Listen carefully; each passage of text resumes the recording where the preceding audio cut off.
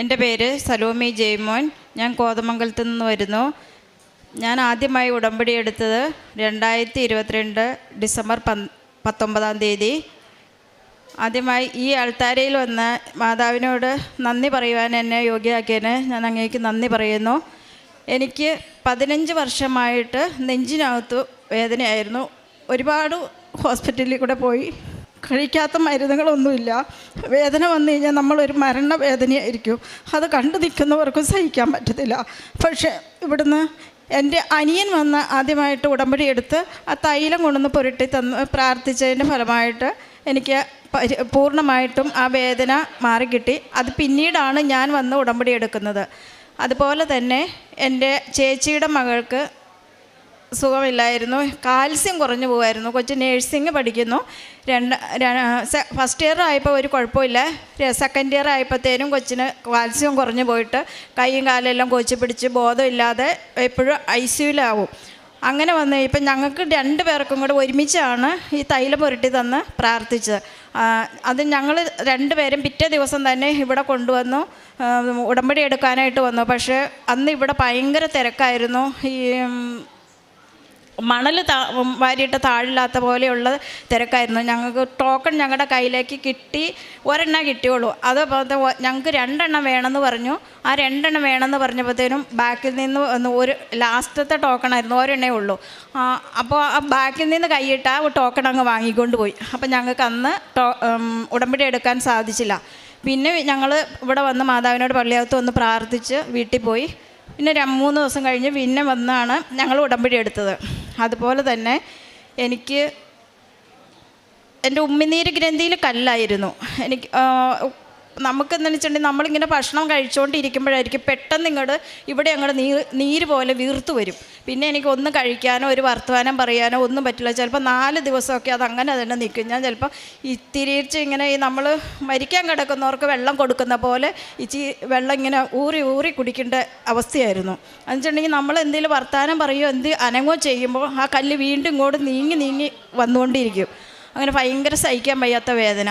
അപ്പോൾ മാതാവ് അത് മാറ്റി തന്ന കല്ല് ഒരു 2 മാസം മുമ്പ് അതിങ്ങോട്ട് തന്നെ പുറത്തേക്ക് ചാടിപ്പോരുകയാണ് ചെയ്തത്. എൻ്റെ കയ്യിൽ കിട്ടി. ഞാനതെടുത്ത് എല്ലാവരും കാണിക്കാനായിട്ട് സന്തോഷത്തോടുകൂടി അയലക്കത്തുള്ള വീട്ടിലേക്ക് അവരെ വിളിച്ചുകൊണ്ട് ഞാൻ മുറ്റത്തേക്ക് ഇറങ്ങി ചെന്നിങ്ങനെ കാണിച്ചതാണ്. അത് താഴോട്ട് ചാടിപ്പോയി, മിറ്റലിൻ്റെ അകത്ത് പോയി. അതുകൊണ്ട് എനിക്കത് സാക്ഷി കാണിച്ചു തരാൻ പറ്റില്ല. പക്ഷേ അടുത്തുള്ളവർ കണ്ടു. ഞാൻ അയൽവാസികളൊക്കെ കാണിച്ചു കൊടുത്തു. അങ്ങനെ ചെറിയ കഷ്ണങ്ങളായിട്ടത് പിന്നെ ഇങ്ങനെ അടന്നു പോന്നുകൊണ്ടിരിക്കുകയാണ്. പിന്നെ എന്ന് വെച്ചിട്ടുണ്ടെങ്കിൽ എനിക്ക് ഭയങ്കര തലവേദനയായിരുന്നു. നമുക്ക് തലവേദന വന്നു കഴിഞ്ഞാൽ ഞാൻ തോർത്തൊക്കെ ഇങ്ങനെ നെറ്റിയിൽ വട്ടം വലിച്ചു മുറുക്കി കെട്ടി വയ്ക്കും. എന്നാലും എനിക്ക് വേദന സഹിക്കാൻ വയ്യാതെ വരും. അത് കഴിഞ്ഞ് പിന്നെ ഹോസ്പിറ്റലിൽ കൊണ്ടുപോയി ട്രിപ്പ് ഇടുകയോ ഇഞ്ചക്ഷൻ എടുക്കുകയൊക്കെ ചെയ്യുമ്പോഴാണ് എനിക്ക് ആ വേദന മാറി കിട്ടുന്നത്. ഈ ഉടമ്പടി എടുത്തത് പിന്നെ മാതാവ് അത് മാറ്റി തന്നു. ഇന്ന് വരെ അത് പിന്നീട് എനിക്ക് ഈ ഉള്ള രോഗങ്ങളൊന്നും ഉണ്ടായിട്ടില്ല. അതുപോലെ തന്നെ എൻ്റെ അനിയനൊരു വൈദികനാണ്. അച്ഛന് കൈക്ക് ഭയങ്കര വേദനയായിരുന്നു. ഞാൻ ഈ ഉടമ്പടി തൈലം പുരട്ടി പ്രാർത്ഥിച്ച് അത് പിറ്റേ ദിവസം എഴുന്നേറ്റ് വന്നു. പുള്ളി പറഞ്ഞു എൻ്റെ വേദന പൂർണ്ണമായിട്ടും മാറി. അത് പിന്നീട് ഇന്ന് വരെ ആ വേദനയും ഉണ്ടായിട്ടില്ല. അതുപോലെ ഞങ്ങളുടെ വീട്ടിൽ ആർക്ക് എന്ത് അസുഖം വന്നാലും ഞാൻ ഈ ഉടമ്പടി തൈലം നേർച്ച ഉപ്പുമായ ഞങ്ങൾ ഉപയോഗിക്കുന്നത്. അല്ലാതെ ഞങ്ങൾ വേറൊരു മരുന്നും ഉപയോഗിക്കാറില്ല. ഞങ്ങൾക്ക് അതിൽ പൂർണ്ണമായിട്ടും സൗഖ്യം തരുന്നുണ്ട് മാതാവ്. അതുപോലെ ഞങ്ങളുടെ അയൽവക്കത്തുള്ള ആര് പറഞ്ഞാലും ഞാൻ അവർക്കെല്ലാം ഈ ഉടമ്പടി തൈലവും ഉപ്പുമാണ് കൊടുത്ത് ഞാൻ പ്രാർത്ഥിക്കും.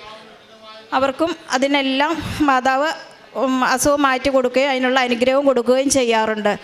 അതുപോലെ എൻ്റെ മകൾക്ക് വിസ തടസ്സമായിരുന്നു. വിസ തടസ്സം എന്ന് വെച്ചിട്ടുണ്ടെങ്കിൽ അവൾ UK സ്റ്റുഡൻറ്റ് വിസ തീർന്നു. ഇന്നിപ്പോൾ പറയുവാണ് മമ്മി നാളെയും കൂടി ഉള്ളൂ എനിക്ക് വിസ. നാളെയും എനിക്ക് വർക്ക് വിസ കിട്ടിയില്ലെങ്കിൽ വർക്ക് വിസയ്ക്ക് കൊടുത്തു. ഇവർ 17 പേര് കൊടുത്തതിൽ ഇവർ ഉടമ്പടി എടുത്ത 2 പേരുണ്ടായിരുന്നു ഈ ഹോമിൽ. അപ്പോൾ ഈ ഹോമിൽ ഈ ഉടമ്പടി എടുത്തവർക്ക് 2 പേർക്കും കിട്ടിയില്ല. ബാക്കി 15 പേർക്കും വിസ കിട്ടി. ഈ ഉടമ്പടി എടുത്തതിൽ മറ്റേ കൊച്ചിനും അന്ന് രാവിലെ വിസ വന്നു, ഇവൾക്ക് മാത്രം വന്നുള്ളൂ. അപ്പോൾ ഇവൾ ഉച്ചയായപ്പോഴെന്നെ വിളിച്ചിട്ട് പറഞ്ഞു, മമ്മി ഇന്നും എനിക്ക് വിസ വന്നിട്ടില്ല, ഇന്നും വന്നില്ലെങ്കിൽ എനിക്ക് നാളെ ഞാൻ കെട്ടും കിടയായിട്ട് വീട്ടിലോട്ട് പോരേണ്ടി വരും എന്ന് പറഞ്ഞു. പറഞ്ഞു നീ വിഷമിക്കണ്ട, നാം മാതാവിനോടല്ലേ പറഞ്ഞിരിക്കുന്നത്, നമ്മുടെ അമ്മ നമ്മളെ ഉപേക്ഷിക്കത്തില്ല, നമ്മളെ പരീക്ഷിച്ചു കൊണ്ടേയിരിക്കും. നമ്മൾ എത്രത്തോളം മാതാവിനോട് അടുക്കുന്നോ അതിന് വേണ്ടിയിട്ട് നമുക്ക് അത്ര കഷ്ടങ്ങൾ തന്നുകൊണ്ടിരിക്കും. നമ്മൾ കൂടുതൽ ദൈവത്തെ വിളിക്കാൻ വേണ്ടിയിട്ടാണ് നമുക്ക് കഷ്ടത തരുന്നത്. നീ ഒരിക്കലും വിഷമിക്കണ്ട, അമ്മേനെ ഏൽപ്പിച്ച കാര്യം അമ്മ തന്നെ നിർവഹിച്ച് തന്നോളൂ എന്ന് പറഞ്ഞു. മോളും ഓൺലൈനായിട്ട് ഉടമ്പടി എടുത്തേക്കണേ. ഞാൻ പറഞ്ഞു നീ പ്രാർത്ഥിക്കുക മാത്രമേ അത് കാര്യമുള്ളൂ, നിൻ്റെ ഉപേക്ഷ കൊണ്ടായിരിക്കും വൈകിക്കുന്നതെന്ന് പറഞ്ഞു. അതായത് ഞാൻ എന്നിട്ട് മാതാവിനോട് പറഞ്ഞു, അമ്മ ഇന്ന് ഞാൻ ഇവിടെ ഒരു ഭക്ഷണം ഉണ്ടാക്കത്തില്ല, എൻ്റെ മകൾക്ക് ഇന്ന് വിസ കിട്ടിയില്ലെങ്കിൽ ഞാൻ മാതാവിനോട് പ്രാർത്ഥിക്കത്തുമില്ല, ഞാനിവിടെ ഇന്നൊന്നും കഴിക്കത്തുമില്ല എന്ന് പറഞ്ഞ് ഞാൻ അന്ന് ചുമ്മാ വെള്ളം മാത്രം കുടിച്ചുകൊണ്ട് നടന്നു. സന്ധ്യയായി വൈകുന്നേരം 3 മണിയായപ്പോൾ അവൾ പറഞ്ഞു, മമ്മി ഇതുവരെ വിസ വന്നിട്ടില്ല, ഇല്ലെങ്കിൽ നമ്മൾ സ്റ്റേ ബാക്ക് എടുക്കണമെങ്കിൽ 2 ലക്ഷം രൂപ കൂടെ വീണ്ടും കൊടുക്കണം. ഞങ്ങൾ ഓൾറെഡി 14 ലക്ഷം രൂപ കടത്തിൽ നിൽക്കുകയാണ്. എങ്കിലും അവൾ പേപ്പർ വർക്കെല്ലാം ശരിയാക്കി സ്റ്റേ ബാക്ക് എടുക്കാൻ വേണ്ടിയിട്ട് 2 ലക്ഷം രൂപ കൊടുത്ത് എടുക്കാം എന്നുള്ള രീതിയിൽ പേപ്പറൊക്കെ ശരിയാക്കി. അപ്പോൾ വക്കീൽ പറഞ്ഞു 3 മണി വരെ സമയമുണ്ടല്ലോ, 3 മണി കഴിഞ്ഞിട്ടും അവർ കെയർ ഹോമുകാർ വിസ തന്നില്ലെങ്കിൽ മാത്രം നമുക്ക് പേപ്പർ സ്റ്റാർട്ട് ചെയ്താൽ മതി എന്ന് പറഞ്ഞു. ഞാൻ പറഞ്ഞു നിനക്ക് 3 മണി വരെ സമയമുണ്ടല്ലോ, നിൽക്കുക എന്ന് പറഞ്ഞു. ഞാൻ 7 മണിയായപ്പോൾ കൊന്ത കൊണ്ട് ഞാൻ മുട്ടുമേ നിന്ന് ഞാൻ പറഞ്ഞു, ഫോണും എൻ്റെ അടുത്ത് കൊണ്ടുവന്ന് വെച്ചിരിക്കുക. ഞാൻ പറഞ്ഞു മാതാവിനോട് പറഞ്ഞു, ഇന്ന് ഞാൻ ഈ കൊന്ത ചെല്ലി തീരണേക്ക് മുമ്പ് തന്നെ എനിക്ക് മോൾക്ക് വിസ വന്നു എന്നുള്ളൊരു മെസ്സേജ് എനിക്ക് കിട്ടണം. കൊന്ത ചൊല്ലി രഹസ്യങ്ങൾ ചൊല്ലി തീർന്നു, ലുത്തിനെ ആവണേക്ക് മുമ്പ് ലുത്തിനെ ചെല്ലാൻ തുടങ്ങുമ്പോൾ ഫോണിൽ ബെല്ലടിക്കുവാണ്. ഞാൻ വേഗം ആ കൊന്ത അവിടെ നിർത്തിയിട്ട് ഞാൻ വേഗം എടുത്തു. അപ്പോൾ അവൾ പറഞ്ഞു, മമ്മി എനിക്ക് വിസ വന്നു കേട്ടോ എന്ന് പറഞ്ഞു. അവൾ കട്ടാക്കുകയും ചെയ്തു. ഞാൻ പിന്നെ കൊന്ത പൂർത്തീകരിച്ചില്ല, ഞാൻ അവിടെ കമന്ന് കിടന്ന് ഞാൻ കരഞ്ഞു. മാതാവിനോട് ഞാൻ ക്ഷമ ചോദിച്ചു, ഞാൻ പരീക്ഷിക്കുകയാണല്ലോ ചെയ്ത്. അങ്ങനെ മാതാവ് എന്നെ അനുഗ്രഹിച്ചു. പിന്നെ അതുപോലെ തന്നെ എൻ്റെ ചേട്ടായിക്കായാലും ഈ എരണിയയുടെ ഓപ്പറേഷൻ കഴിഞ്ഞ് 6 മാസത്തേക്ക് അവർ കഴിഞ്ഞപ്പോൾ അവരവിടെ നിൽക്കണ്ട, നിങ്ങൾ നാട്ടിൽ പൊക്കോളാൻ പറഞ്ഞ് വിട്ടു. എൻ്റെ സാധാരണ വരുമ്പോൾ അവർ റിട്ടേൺ ടിക്കറ്റ് കൊടുത്താണ് വിടാറ്. ചേട്ടായിക്ക് റിട്ടേൺ ടിക്കറ്റ് കൊടുത്തില്ല. അപ്പോൾ ചോദിച്ചു കഴിഞ്ഞപ്പോൾ പറഞ്ഞു, ഈ മാസം ഉണ്ടല്ലോ, സമയമുണ്ടല്ലോ എന്നിങ്ങനെ അവിടെ നിന്ന് അറിയിച്ചുകൊണ്ടിരുന്നു. 6 മാസം കഴിഞ്ഞാൽ പിന്നെ തിരിച്ച് നമുക്ക് അവിടെ ഇറങ്ങാൻ പറ്റത്തില്ല. അപ്പോൾ ചേട്ടായി പറഞ്ഞു ഇങ്ങനെ വിഷമിച്ചിട്ടുണ്ട്. ഞാനും ചേട്ടായും എല്ലാ മാസവും ഇവിടെ ടീച്ചറുടെ കൂടെ ഇവിടെ വന്നു ഞങ്ങൾ പ്രാർത്ഥിച്ച് തിരിച്ചു പോകും. അപ്പോൾ ഞാൻ പറഞ്ഞു, ചേട്ടായി മാതാവ് കൈവിടില്ല, അത് നടക്കും വിളിക്കും, അടുത്ത മാസത്തേക്ക് വിളിക്കും അങ്ങനെ പറഞ്ഞുകൊണ്ടിരുന്നു. 6 മാസമായി കഴിഞ്ഞപ്പോൾ ലാസ്റ്റ് ഡേറ്റ് തീരുന്ന 30-ാം തീയതി 3-ാം തീയതി ഡേറ്റ് തീരും. അത് കഴിഞ്ഞ് ഞങ്ങളെ പറഞ്ഞു, എന്താ ചേട്ടായി പറഞ്ഞു, ഞാൻ ഇനി ചേട്ടായി നോക്കിയിരിക്കണ്ട, സ്വന്തമായിട്ട് ടിക്കറ്റ് എടുത്ത് പൊക്കോ, അവിടെ ചെല്ലുമ്പോൾ അവർ വേണ്ടാന്ന് പറയുകയാണെങ്കിൽ നമുക്ക് കിട്ടാനുള്ളത് മേടിച്ചുകൊണ്ട് തിരിച്ചു പോരാം, അല്ലെങ്കിൽ ചേട്ടായി അവിടെ നിൽക്കുക എന്ന് പറഞ്ഞാൽ സ്വന്തമായിട്ട് കയ്യിൽ നിന്ന് ടിക്കറ്റ് എടുത്ത് പൈസ മുടക്കി ടിക്കറ്റ് എടുത്ത് പോയി. അവിടെ ചെന്ന് കഴിഞ്ഞും കുഴപ്പമൊന്നുമില്ല. ഇപ്പോൾ 1 വർഷം തികഞ്ഞു. കഴിഞ്ഞ 30-ാം തീയതി 1 വർഷമായി, ഒരു കുഴപ്പമില്ല. അതുപോലെ തന്നെ സാലറിയും കൂട്ടി കൊടുത്തു, പുതിയ സൈറ്റിലേക്ക് വർക്കും മാറ്റി കൊടുത്തു. അങ്ങനെ മാതാവ് അനുഗ്രഹിച്ചു. അങ്ങനെ ഒത്തിരി അനുഗ്രഹങ്ങൾ എനിക്ക് ചെറുതും വലുതുമായിട്ട് തന്നു. പിന്നെ അതുപോലെ തന്നെ എൻ്റെ കിണർ ഇങ്ങനെ ഇടിഞ്ഞു പോയായിരുന്നു. ഒരു മഴയത്ത് നവംബർ മാസത്തിൽ കിണർ ഇടിഞ്ഞു പോയി. അപ്പം പിന്നെ എനിക്ക് കുടിവെള്ളം ഇല്ലാതെ വന്നു. ഇത്രയും കടത്തിൽ നിൽക്കുമ്പോൾ പുതിയൊരു കിണർ താത്താനുള്ള സാമ്പത്തികമായിട്ടും ഇല്ലായിരുന്നു. അപ്പം കാര്യം അടുത്ത വീട്ടിൽ അവർ പറഞ്ഞു വെള്ളം എടുത്തോ എന്ന് പറഞ്ഞെങ്കിലും നമുക്ക് അലക്കാനും കുളിക്കാനും സർവത്ര കാര്യത്തിനും അവർ വെള്ളം തരണ്ടേ. ആ ഒരു ഇതിലിരുന്ന് കഴിഞ്ഞപ്പോഴാണ് പെട്ടെന്ന് ഞാൻ ഇങ്ങനെ പ്രാർത്ഥിച്ചു മാതാവിനോട് പറഞ്ഞു, മാതാവേ എൻ്റെ കുടിവെള്ളത്തിൻ്റെ കാര്യം അമ്മയൊന്ന് പരിഹരിക്കണമേ, ഞാൻ എത്ര നാൾ മറ്റുള്ളവരെ ആശ്രയിക്കും, അതിന് അമ്മ ഒരു പരിഹാരം ഉണ്ട് തരണമേ എന്ന് പ്രാർത്ഥിച്ചു. അപ്പോഴേ പെട്ടെന്ന് എന്നോട് എൻ്റെ മനസ്സിൽ തോന്നി, എന്തുകൊണ്ട് കിറ്റാച്ചിയും കൊണ്ട് കിണർ കുറച്ച് കുഴിച്ചുകൂടാ, ബാക്കി അപ്പം ഒത്തിരി പൈസ ആവത്തില്ലല്ലോ, പെട്ടെന്ന് പണി തീരുമല്ലോ, മണിക്കൂറിന് ഇത്ര രൂപയല്ലേ വരുന്നുള്ളൂ, ബാക്കി പൈസ നമുക്ക് താത്തിയാൽ മതിയല്ലോ എന്നോർത്തു. അപ്പം ഞാൻ ചേട്ടായി വിളിച്ചപ്പോൾ ഞാൻ പറഞ്ഞു, മാതാവ് എന്നെ എവിടെ ഇങ്ങനെ തോന്നിപ്പിച്ചു എന്ന് പറഞ്ഞു. ചേട്ടായി അപ്പോൾ തന്നെ കൂട്ടുകാരനെ ചോദിച്ചു. കൂട്ടുകാരൻ ഉടനെ വണ്ടിക്കാരനെ വിളിച്ചു. ഈ പറഞ്ഞ നേരം കൊണ്ട് 1/2 മണിക്കൂറിനുള്ളിൽ വണ്ടിക്കാരൻ വീട്ടിൽ വന്നു. വീട്ടിൽ വന്നു കഴിഞ്ഞപ്പോൾ എൻ്റെ കയ്യിൽ പൈസ ഉണ്ടോ, എൻ്റെ കയ്യിൽ ആകെ കൂടി 3000 രൂപ ഇരിപ്പുണ്ട്. ഞാനിത് കഴിഞ്ഞിട്ട് ഞാൻ പറഞ്ഞു, എൻ്റെ മാതാവേ എൻ്റെ കയ്യിൽ പൈസയൊന്നുമില്ല, ഇത് പണി കഴിയുമ്പോൾ ഞാനെങ്ങനെ പൈസ കൊടുക്കും, അങ്ങനെ ഇരിക്കുമ്പോഴാണ് അനിയൻ ഇറ്റലിക്ക് പോയിട്ട് 1 മാസം ആയില്ല. അപ്പോൾ അവന് പെട്ടെന്ന് എന്നെ വിളിച്ചിട്ട് പറഞ്ഞു, എടി നിൻ്റെ അക്കൗണ്ടിലേക്ക് ഞാനൊരു 22,000 രൂപ ഇട്ടിട്ടുണ്ട്, നീ അത് എടുത്ത് എന്താ ചെയ്തോ, ചിട്ടിക്കൊക്കെ കൊടുക്കാനുള്ളതാണ്. അപ്പോൾ ഞാൻ അന്നേരം മാതാവേ ഇപ്പം തൽക്കാലം എൻ്റെ ആവശ്യം നടക്കൂലോ, ചിട്ടി പിന്നെ ആയാലും കൊടുക്കാമല്ലോ എന്നോർത്തു. അങ്ങനെ വന്ന് പെട്ടെന്ന് എന്നെ കൊച്ചിനെ പറഞ്ഞു വിട്ട്, അനിയൻ്റെ മകനുണ്ടായിരുന്നു വീട്ടിൽ, അവനെ പറഞ്ഞു വിട്ട് ATM കാർഡ് കൊടുത്ത് പൈസ എടുത്ത് കിണർ താത്തിയ വണ്ടിക്കാരനും കൊടുത്തു. ബാക്കി 1,20,000 രൂപയായി ഞങ്ങളൊരു കിണർ താത്തിയതിന് 3,000 രൂപയിൽ വെച്ചുകൊണ്ട് തുടങ്ങിയതാണ്. എങ്ങനെയാണെന്നറിയില്ല, പൈസയെല്ലാം മാതാവ് ക്രമീകരിച്ച് തന്നു, ഒരു ബുദ്ധിമുട്ടും ഇല്ലാതെ.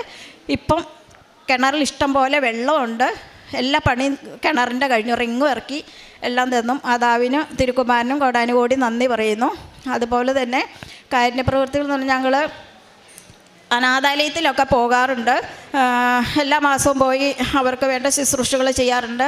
പിന്നെ ഗവൺമെൻറ് ഹോസ്പിറ്റലിലെ രോഗികളെ പോയി കാണും, അവർക്ക് വേണ്ട ഭക്ഷണങ്ങൾ കൊടുക്കും, വല്ല പലഹാരങ്ങളോ അങ്ങനെ ചായ കൈ കിട്ടുന്നതിൻ്റെ അനുസരിച്ച് വാങ്ങിച്ച് കൊടുക്കാറുണ്ട്. പിന്നെ അടുത്ത വീടുകളിലൊക്കെ പോയിരുന്ന് കിട്ടുന്ന സമയത്ത് ഞാൻ മാതാവിനെക്കുറിച്ച് അവർക്ക് പറഞ്ഞ് മനസ്സിലാക്കി കൊടുക്കാറുണ്ട്. പിന്നെ പത്രം എന്ന് പറഞ്ഞാൽ ഞങ്ങൾ ഇവിടുന്ന് പോകുന്ന വഴിക്ക് തന്നെ പത്രം ഇറങ്ങി ഓട്ടോ സ്റ്റാൻഡിൽ, കാണുന്ന കടകളിൽ, ഹോസ്പിറ്റലിൽ അങ്ങനെ കയറി കൊടുത്ത് എല്ലാം തീർത്തിട്ടേ ഞാൻ വീട്ടിൽ പോകത്തുള്ളൂ. ഞങ്ങൾ കുറച്ച് പേര് ഒരു വണ്ടി, സെലീന ടീച്ചറിൻ്റെ കൂടെ വണ്ടിക്ക് വരുന്നതാണ്. ഞങ്ങൾ അവിടുന്ന് കുട്ടമ്പഴയിൽ നിന്ന് വരുന്ന എല്ലാവരും അവിടെ കയറി പത്രം എല്ലാം അപ്പം തന്നെ കൊടുത്തിട്ടുള്ളൂ, വീട്ടിലേക്ക് ഞങ്ങൾ കൊണ്ടുപോകത്തില്ല. പിന്നെ എല്ലാ ദിവസവും ആത്മീയമായിട്ട് വെച്ചാൽ എല്ലാ ദിവസവും പോയി ബലിയിൽ പങ്കെടുക്കുവാനുള്ള കൃപ തന്നിട്ടുണ്ട്. പിന്നെ കൂടുതൽ സമയം ബൈബിൾ വായിക്കുന്നതൊക്കെ പ്രാർത്ഥിക്കുമ്പോൾ എന്ന് വെച്ചിട്ടുണ്ടെങ്കിൽ ഒരു ഇച്ചിരി എങ്ങാനും ഒരു കണ്ണിയൊക്കെ വായിച്ചിട്ട് നിർത്തണം. ഞാനിപ്പം 1.5 മണിക്കൂർ. പിന്നെ ചുമ്മാ ഞാൻ ഒറ്റയ്ക്ക് വീട്ടിലുള്ളത് കാരണം കൊണ്ട് എനിക്കിഷ്ടം പോലെ സമയമുണ്ട്. കിട്ടുന്ന സമയത്തൊക്കെ ബൈബിൾ വായിക്കും, കൊന്ത ചൊല്ലും, 10-15 കൊന്തയൊക്കെ ഇരുന്ന് ചൊല്ലും. പിന്നെ ഒറ്റയ്ക്ക് ഇരുന്ന് അഖണ്ഡ ജപമാലയും ചൊല്ലാറുണ്ട്. പിന്നെ ഞങ്ങൾ അഖണ്ഡ ജപമാലയിൽ പങ്കെടുക്കാറുണ്ട്, പള്ളി ക്ലീനിങ്ങിന് പോകുന്നു. അങ്ങനെ എല്ലാ കാര്യങ്ങൾക്കും സജീവമായിട്ട് വളരാനുള്ള ഒരു കൃപ എനിക്ക് തന്നു. അതുപോലെ തന്നെ ഞാൻ ഒറ്റയ്ക്കാണ് ഞാൻ കിടക്കുന്നത്. എനിക്ക് 2-3 പേര് എപ്പോഴും കൂട്ടുണ്ടാവുമായിരുന്നു. ഈ രാത്രിയിലോ എപ്പോഴും ഈ അസുഖം വരുന്നതെന്ന് അറിയില്ലാത്തതുകൊണ്ട് രാത്രി അയൽക്കാരൊക്കെ ആയാലും എപ്പോഴും ഒരു ശ്രദ്ധയും കാര്യങ്ങളും വിളിക്കലും പറച്ചിലൊക്കെ ഉണ്ടായിരുന്നു. എപ്പോഴും അസുഖമായതുകൊണ്ട് ചിലപ്പോൾ വിളിക്കുമ്പോഴായിരിക്കും ഞാൻ സുഖമില്ലാതെ കിടക്കുന്നത്. അപ്പം ഇപ്പം മാതാവിൻ്റെ അനുഗ്രഹം കൊണ്ട് ആരും എനിക്ക് കൂട്ടില്ല, ഞാൻ ഒറ്റയ്ക്ക് കിടക്കുന്നു, ഒരു പേടിയില്ല, ഒരു അസുഖമില്ല. ഇത്രയും അനുഗ്രഹങ്ങൾ തന്ന മാതാവിന് കോടാനുകോടി നന്ദി പറയുന്നു. സ്നേഹം നിറഞ്ഞവരെ, സലോമി ജയമോൻ എന്ന സഹോദരിയാണ് നമ്മളോട് ഉടമ്പടി ജീവിത സാക്ഷ്യം പങ്കുവച്ചത്.